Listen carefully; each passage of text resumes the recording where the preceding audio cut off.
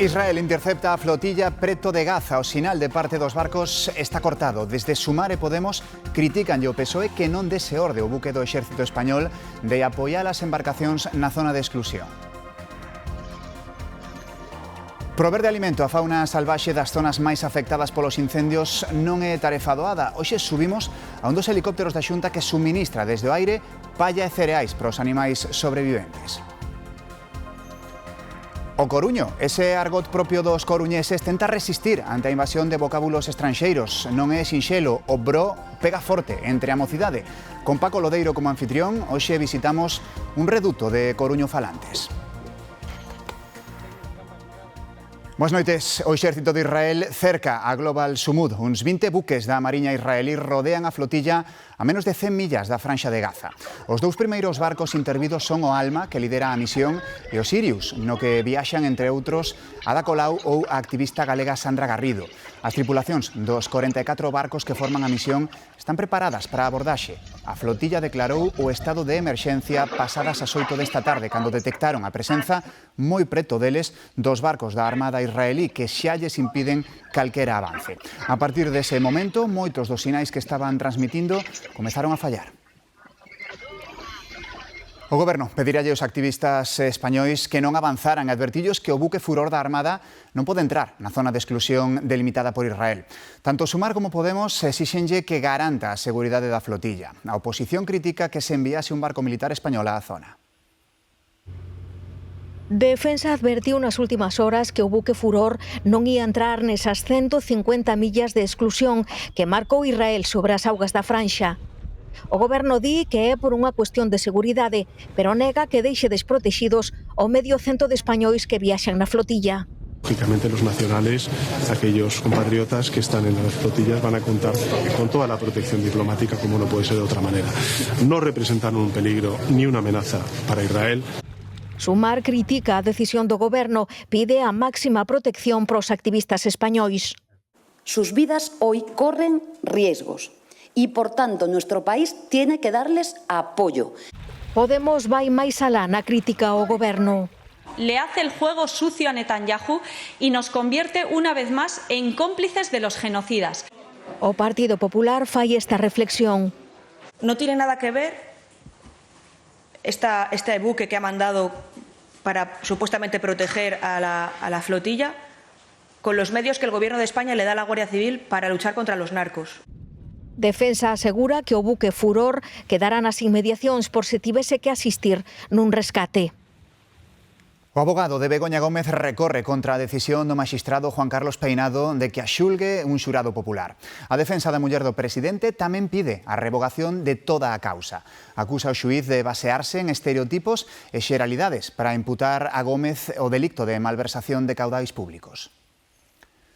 Os reis de Dinamarca ofrecen arestora unha cea de gala aos asistentes ao cumio da Comunidade Política Europea e o broche a unha xuntanza informal en Copenhague na que participaron 50 xefes de Estado e de Goberno. Os presidentes da Comisión e do Consello Europeos, Úrsula von der Leyen e Antonio Costa, o xefe do Executivo español Pedro Sánchez, ou os líderes de Alemaña, Francia e Italia acudiron á invitación de Federico X e a Raíña Mary. Antes desta cea, os líderes da Unión Europea e doutra vintena de países do continente reuníronse na capital danesa para abordar as últimas provocacións rusas. Van falar do chamado muro antidróns, un sistema de detección e interceptación de aeronaves non tripuladas como as que hai pouco invadiron os espazos aéreos de Polonia ou Romanía. Tamén estudarán iniciativas para blindarse ante ataques informáticos orquestrados desde Moscova. O Foro La Toja chega á 7ª edición, consolidado como unha cita imprescindible do debate público en España. O rei Filipe VI inaugura este espazo onde participan o exprimeiro ministro israelí Ehud Olmert e o activista palestino Samer Siniglawi. O Foro La Toja naceu como un espazo de reflexión para debater sobre os grandes retos globais co obxectivo de anticipar tendencias e promover valores democráticos. O rei Filipe VI abriu todas as edicións. Tamén participaron en varias ocasións o presidente do Goberno, Pedro Sánchez, e os expresidentes Felipe González e Mariano Rajoy, así como ministros, presidentes de comunidades autónomas e o líder do Partido Popular. Desde 2019, pola Illa da Toxa pasaron preto de 300 relatores de recoñecido prestixio nos ámbitos das humanidades, a xeopolítica, a economía e a empresa. Co paso dos anos, o foro foi crecendo en perfil internacional, aumentando tamén a súa proxección, especialmente en Europa e en Iberoamérica. A propia axenda mundial foi marcando as temáticas de debate. O foro arrancou en 2019 cunha reflexión sobre o futuro das democracias liberais. A pandemia, a guerra en Ucraína ou a crise climática abriron novos retos e eixes de pensamento desde Galicia para o mundo. Durante a celebración do evento, entrégase o premio Josep Piqué, en memoria do que foi presidente do Foro La Toja desde os seus inicios, falecido en 2023. O pobo ucraíno, a Asociación de Mulleres Afgás ou o exalto representante da Unión Europea para Asuntos Exteriores, Josep Borrell, figuran entre os premiados. Este ano recibirán o galardón os pais da Constitución española que quedan vivos. Para alimentar a fauna silvestre que perdeu o seu sustento habitual nos incendios deste verán, estánse distribuindo estes días 40.000 toneladas de palla cereal por terra e por aire. A Xunta busca voluntarios para seguir facendo nos vindeiros 2 meses. Son pequenos oasis de verdor espallados entre a superficie carbonizada da montaña ourensá. Cara alí voan os helicópteros da Xunta para atender a fauna silvestre que sobreviviu ao lume e que agora tenta facelo á fame. Rolos de palla especialmente, en millo, en cereal e tamén en pedras de sal que favorezcan un pouco mitiguen o estrés que teñen sufrido a fauna silvestre como motivo da vaga de incendios. O mulching é unha técnica de xardinería para rexenerar o solo, adaptada agora á suministración de alimento. Con más altura hagamos la descarga y más velocidad, más difuminada quedará la paja. Estamos cargando hasta 1.000 kilos, aunque el gancho aguantaría 1.400 máximo. Entre esta semana e a que ven van espallar 40.000 toneladas de alimentos por terra e aire. E o que é importante é esparcirla lo máis posible para chegar ao máximo número de mouteiras que queden sen quemar. Especies, sobre todo, de ungulados, de outros micromamíferos, pequenos herbívoros, para manter o máximo de poblacións nestas zonas afectadas, nesos reductos de vida que son esas vaguadas e esos bosquetes en umbrías que falábamos. A Xunta busca voluntarios para seguir repartindo comida nas zonas queimadas en outubro e novembro. Este mes comezará a funcionar o novo edificio xudicial da Estrada, que aúna no mesmo inmoble os xulgados de primeira instancia e de instrución que antes estaban repartidos polo Concello. A Xunta investiu máis de 3 millóns de euros na súa construción. Con case 1.600 metros cadrados é o primeiro edificio que se construe en Galicia seguindo a Lei de Eficiencia Organizativa da Xustiza, que concentra nun único tribunal os antigos xulgados do civil e do penal.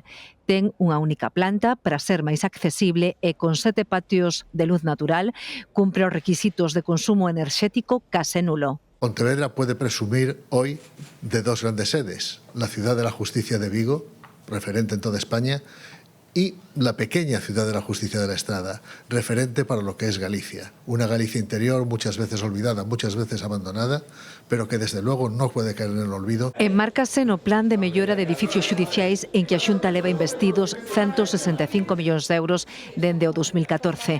O presidente Alfonso Rueda destaca a aposta do seu goberno por modernizar a xustiza para que os profesionais traballen con comodidade e transparencia. Dispoñer de edificios dignos para os que traballan neles e para os que veñen aquí como administrados de xustiza, adaptados para todos os cambios que se están producindo a unha velocidade vertixinosa no ámbito das novas tecnoloxías, da organización do persoal, da planta judicial. Creo que todo iso está previsto aquí. Rueda avanzou na Estrada que antes de que remate o ano estará rematado o treito da autovía a Santiago que está en obras. E xa coñecemos os 10 festivos e domingos do ano que ven que os comercios poden abrir ao público. En xaneiro, o domingo previo a Reis é o primeiro domingo de rebaixas, o día 11. En abril, o Xoves Santo. Tamén hai un par de días entre xullo e agosto. As tendas poderán abrir tamén o Black Friday en novembro e os 4 restantes quedan repartidos para decembro, a Constitución e os 3 domingos da campaña de Nadal. Malia que pasaron xa 13 días dende o incendio de Pantón, a día de hoxe segue sen haber trens entre Ourense e Monforte. Os viaxeiros teñen que ir en autobuses e de momento descoñécese cando poderá restablecerse o tráfico ferroviario, Demetrio. Sí, Sí, de momento non hai data para que se reabra esta liña férrea entre Monforte e Ourense, sintiendo que os días agora mesmo do pasado día 18 en Pantón afectou a 12 kilómetros desta liña ferroviaria entre Ourense e Monforte. Segundo a DIF, as obras estánse levando a cabo, as obras de mellora, ese cableado de sinalización e tamén de control de tráfico. O que falta agora é limpiar a vegetación e as árboles das plataformas ferroviarias. Falamos dese tramo entre as estacións de Canaval en Sober e a de San Pedro do Sil en Pantón, 12 kilómetros que se ven afectados agora mesmo, así que todas aquelas persoas que chegan a esta estación de Monforte teñen que continuar ou ben a Ourense, a Lugo ou a Ponferrada, teñen que facelo a partir de aquí en autobús. A Xunta pecha unha vivenda comunitaria de maiores en Amoeiro, en Ourense, logo de detectar irregularidades graves. Os 6 usuarios foron trasladados a 2 residencias públicas en localidades próximas. Desde a Consellería de Política Social din que se tomou esta medida para garantir o benestar dos maiores. Nunha inspección da Xunta detectáronse irregularidades relacionadas ca atención e a limpeza nesta vivenda comunitaria privada. A DXT estreou hoxe os novos exames teóricos do carné de conducir. A novidade é que os que se examinen a partir de agora terán xa que coñecer, Patricia, o novo catálogo de sinais viarias. Sí, un novo catálogo de sinais de tráfico que entrou en vigor o pasado 1 de xullo, que inclúe modificación sobre algúns sinais xa existentes e outros completamente novos. Todos deberán conocelos os que se presenten dende hoxe o carné teórico de conducir, porque vai incluir preguntas sobre este novo catálogo. Iso sí, o exame manterá o seu formato de 30 preguntas tipo test e poderemos cometer un máximo de 3 erros. E a primeira das novidades, haberá máis, que se introducirán xa no 2026, aí os exames incluirán tamén vídeos sobre situacións reais de tráfico no que o aspirante a conductor deberá identificar os riscos e reaccionar de xeito correcto. Di a DXT que o obxectivo destes cambios é adaptarse ás transformacións da mobilidade urbana e responder ás demandas da seguridade viaria. 4 axentes da Policía Nacional, un deles galego, salvaron a vida dun cento de persoas no afundimento dun caiuco nas Canarias o pasado mes de maio. Esta tarde recibiron en Vigo o Premio aos Valores Humanos dentro dos actos de celebración do patrón da Policía. Recibían un caiuco no Hierro. Era un operativo máis, pero en 2 segundos todo cambiou. Emborcou con 159 persoas a bordo. Había bebés, había mulleres, había homes. Cando ves o primeiro neniño que sale a flote, lanzar salvavidas ao mar, empezamos a sacar xente. O caiuco estaba volcado.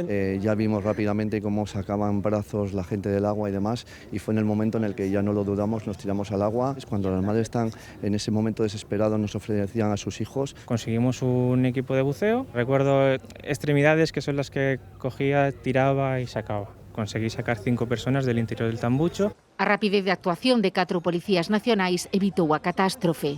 Mucho estrés y había que actuar muy rápido para salvar vidas. Estábamos tirando de ellos con el cuerpo fuera, compañeros que nos agarraban por el cinturón, nos caéis, llorando mientras sacamos a la gente del esfuerzo que estábamos realizando. Puseron en risco as súas vidas para salvar as de decenas de persoas, porén... Levaremos sempre nas nosas cabezas a esas 7 persoas que morreron, pero bueno. Lo haces, pero luego te queda un sabor agrio de las personas que no has podido rescatar. Estes 4 policías foron recoñecidos en Vigo pola súa actuación exemplar e vocación de servizo. Son cayucos de la muerte, es una tragedia que hay que evitar para esa gente que tiene una doble oportunidad de vivir. Una oportunidad de vivir que debería de tener a todo el mundo. Dedicaron o premio aos que loitan por vivir, os verdadeiros héroes desta historia. Na nosa seguinte historia, as que interviron foron 2 traballadoras da farmacia e foron clave para deter un presunto maltratador en Río Torto, en Lugo. A xuíza deixouno en liberdade cunha orde de afastamento da muller acusado dun delito de violencia de xénero contra ela. O home detido en Río Torto por maltratar a súa muller levaba tempo residindo nesta vila luguesa. A muller chegara á vila desde Marrocos hai 2 meses. Só falaba árabe e algo de francés, polo que utilizaba o traductor de Google para comunicarse cos poucos veciños cos que se relacionaba. Non, por o que nos comentou non é que ela non adoite sair sola, é que non lle deixa. Non lle deixaba sair de ningunha maneira soa. Un deses lugares con rostros coñecidos era a farmacia, polo que foi ali onde a muller acudiu para pedir axuda. Díxome, necesito ayuda, entón mandei a pasar para atrás porque nós tiñamos xente na farmacia. E, bueno, pois enseñounos unhas imágenes, enseñounos o seu corpo, lógicamente, foi cando xa intentamos axudala. Dixo que sufrira unha agresión por parte del, bueno, malos tratos en general, e que xa non aguantaba máis. Desde a farmacia avisaron a asistenta social do Concello e esta a Garda Civil que localizou e detivo ao presunto agresor. Investigan unha agresión cunha botella rota durante a celebración dun aniversario que se celebraba nun bar de Lalín. Un dos convidados tivo que ser trasladado ao hospital con cortes na cabeza. O suposto agresor está identificado. Empezaron cantando parabéns para ti, pero a festa acabou de mala maneira. Había un chaval que eu pensei que o habían bañado de viño, porque estaba desde aquí hasta aquí. E o outro, que supuestamente sería o que lle deu ca botella, porque eu non sei que eu non o vin, e tamén, e despois eu me fijei que era sangre. Non se sabe como empezou a agresión, pero o que saiu peor parado é un mozo de só 19 anos de orixe paraguaya, cliente habitual do bar e un dos convidados á festa de aniversario. Cortes, porque foi cunha botella de vidrio, parecer, entonces, pois claro, queres que non só o que che dean cunha botella, os cortes son bastante profundos e, aparte, como se ve aí na sangre, considerable, vamos. Si se desmayou un pouco porque perdeu moita sangre. Atenderon primeiro no centro de saúde, despois no clínico. Do suposto agresor pouco se sabe, nin era cliente, nin tampouco estaba na festa. Fuxiu, pero por pouco tempo, porque a Garda Civil localizouno nunha rúa próxima coa roupa manchada de sangue. Arrancou hacia baixo, en el solo, sí. E despois decíalle un chaval á Guardia Civil, está allí abajo. Do outro sei que é un pouquiño máis maior, é que, ao parecer, rompeu unha botella e doulle outro na cabeza. Un golpe que puido resultar fatal e do que aínda hoxe quedan restos na beira rúa, é o que máis abraiada ten a veciñanza. Estaba o gladiamento, estaba a silla, estaba o suelo, o sangue chegaba ali até a rede dos contenedores. Era aquilo parecía unha matanza de cerdos. A vítima recibiu altas poucas horas, pero de momento non presentou denuncia no cuartel da Garda Civil. E vexan que situación. Os veciños de varias parroquias de Tomiño levan anos sufrindo unha praga de moscas. Teñen que pechar ventás e portas de vivendas e comercios. Nada funciona, non atopan remedio. Non poden nin comer nin dormir sen atopalas. Din que a situación é insostible. Nos días que hai moitas moscas, isto en 15 minutos, media hora, están cheo cada cinta. E levan así 5 anos convivindo coas moscas case a diario en todos os cuartos das súas casas, día e noite. Porque estás traballando, están continuamente molestándote as moscas, cando estás facendo de comer, comendo, faz un café con leite, aí tes a mosca. Poñemos a comida encima da mesa e se veñen moitas moscas. Unha a comer e outra a matar moscas. No descansas, no puedes hacer nada, salir, fuera, cualquier actividad que hagas, aunque no haya comida como en medio, con el calor que sudas, ya se te pegan. Os veciños mercan insecticidas, tiras adhesivas, todo é pouco para facerlles fronte. Levo 40 anos aquí no negocio e nunca na miña vida levo vendido tanta insecticida e tira das moscas. Entre as causas, a humidade da zona e unha mala xestión dos fertilizantes.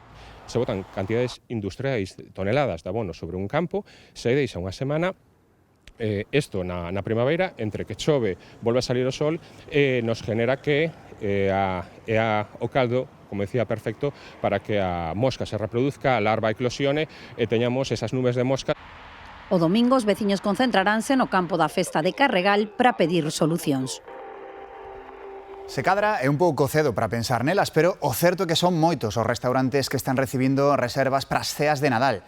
Hai temor a quedarse en mesa nos locais de confianza e cada vez se adiantan máis as celebracións. As fins de semana previas á Noiteboa son as máis solicitadas para as tradicionais xuntanzas de amigos, familias ou empresas. A xente quere asegurar mesa na data preferida e a puras peticións aínda non rematado o verán. Respecto ao año pasado, mejor, con máis antelación que outros años.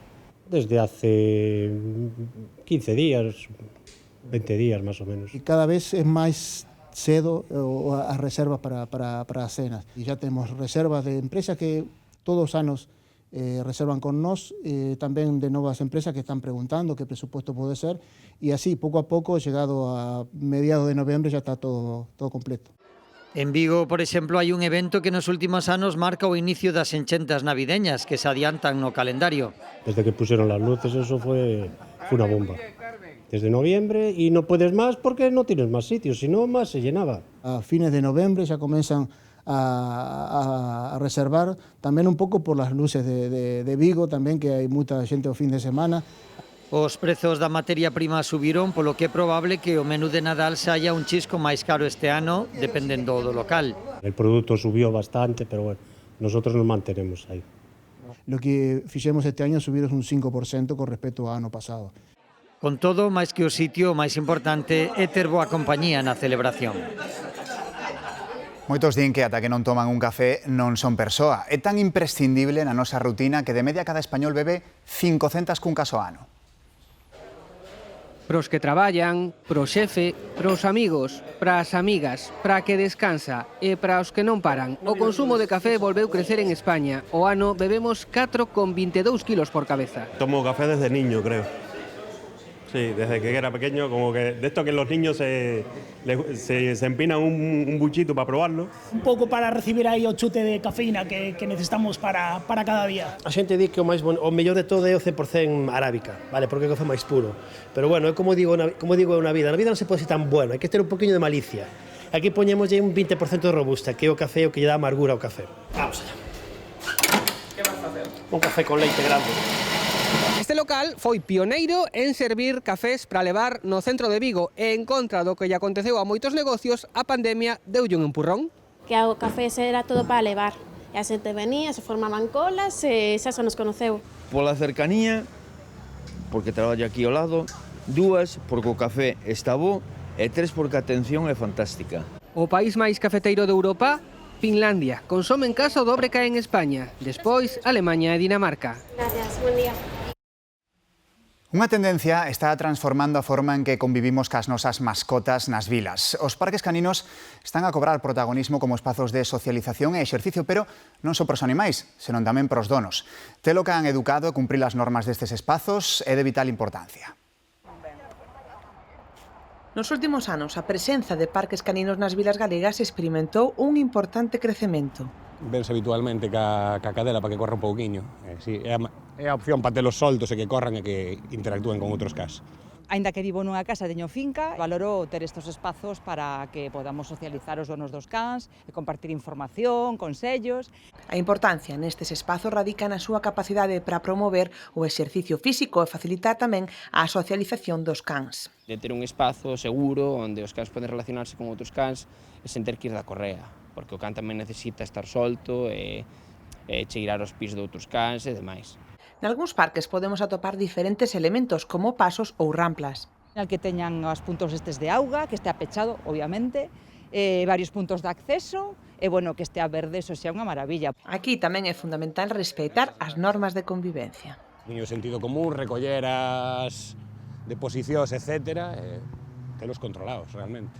É normal que os cans se enfronten de vez en cando, pero cando isto sucede, hai que saber actuar. Hai que mantener a calma e sabelo controlar, o sea, redirixir a atención do can hacia ti, chamalo se tens poder sobre el, e senón, tens que ir a coller e tens que separar, vale, pero é importante que tampouco te leves o can, porque el ten que superar os problemas, non? Descubrir parques novos é un bo plan para este outono. E isto que ven é o último en mascotas, un esponxoso compañeiro de nome Moflin. Ten o aspecto dun coello, pero en realidade é un robot de compañía con inteligencia emocional. Responde ao tacto, á luz e ao son e crea vínculos emocionais co seu dono grazas á inteligencia artificial. Mesmo unha aplicación permite ver o seu estado de ánimo. Unha pequena mascota que combina tecnoloxía con tenrura. Malia incursión de expresións globalizadas como bro ou estar de chill, na Coruña persiste unha xerga propia. Falamos do coruño, que mestura galego, caló e castelán. Nun lugar entre os barrios de Labañou, San Roque e Cidade Escolar, o televisivo e coruñés Paco Lodeiro atópase co seu amigo Daniel, quen se detén a saudalo. Pois teño as gambas maradas de tanto burlar ao con os 58 anos e ainda sigo aí dalle que che pego. Claro, pero hai que parar de burlar, chachi. Por se precisan traducción, están a falar de xogar ao fútbol e fano na súa lingua particular, o coruño. Unha xerga na que había nome para todas as cousas, poder dicilas dunha maneira que o resto da xente, principalmente os adultos, non chanara do que estábamos puxando. Miña nai sempre decía, o primeiro tatuaxe que me fixo e me dixo, no, é o que me faltaba, un pinky na familia. Le dije, mamá, punky, no pinky, punky. Ela non entendía nada, entendes, pero escoitaba todo. Fronte a expresións globalizadas, como bro ou estar de chill, o coruño é unha xerga propia coruñesa, con vocabulario, frases feitas e xeito de expresarse que se fixeron populares hai anos en programas e series de televisión. Para apartar a las puriletas que van diante, controlas. Podemos falar en castelán, en galego, incluso algo en inglés, pero si te atopas con un colega que estás acostumbrado, estás afeito a decir, pois non sei, gambas por pernas, tocha por nariz, pinrel por pé, pois sigues empregando ese vocabulario. E xa quedaremos para xogar unhas pachangas aí, queimar un pouco máis as gambas. Morreu Jane Goodall, a grande experta mundial en chimpancés. Tiña 91 anos e faleceu en California por causas naturais, segundo confirmou o Instituto Jane Goodall. A etóloga británica foi unha icona da ecoloxía e unha referencia ética. Dedicou a súa vida a protexer, comprender e dar voz aos grandes simios. Ninguén sabía máis dos chimpancés ca ela. Tal día como hoxe, en 1908, saiu á venda o Ford T, o coche autopropulsado de Henry Ford que cambiou a historia da automoción. Ou iso din, despois saberán toda a verdade. A lenda conta que, inspirado nas cadeas de despezamento do matadoiro da súa cidade, comezou a producir dese xeito, en cadea, o que permitiu fabricar máis rápido, máis barato e, polo tanto, popularizar o coche na sociedade americana. Pero poderíamos dicir iso de o miño leva a fama e o sil dalle a auga, porque o certo é que a produción de coches en cadea xa puxera en funcionamento outra marca, Ramson, a que facía este outro coche, o Oldsmobile. O mérito para eles. Feliz noite, ata mañá.